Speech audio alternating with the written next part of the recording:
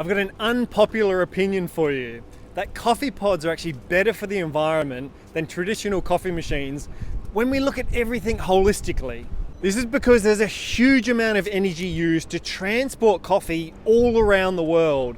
So think of shipping containers full of coffee beans traveling from South America, Africa to Australia and USA. They're going everywhere. And the benefit of a pod is it actually uses half the amount of coffee as a traditional machine. So a pod uses about 5 grams of coffee, whereas a traditional machine uses about 10 grams of coffee.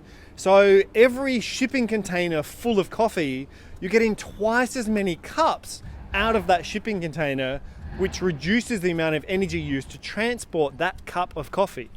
But I know what you might be thinking. So half the amount of coffee equals a worse cup of coffee, but that's not necessarily true, because Nespresso machines use 19 bars of pressure, which means it's using more pressure to extract all those wonderful oils from the coffee versus a traditional machine which only uses about 9 bars of pressure.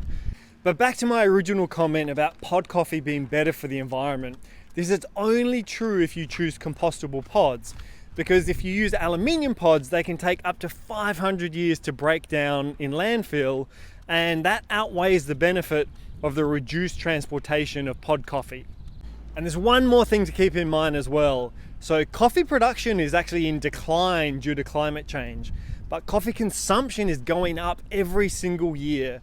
And these two factors are putting a huge amount of pressure on coffee prices and will do into the future.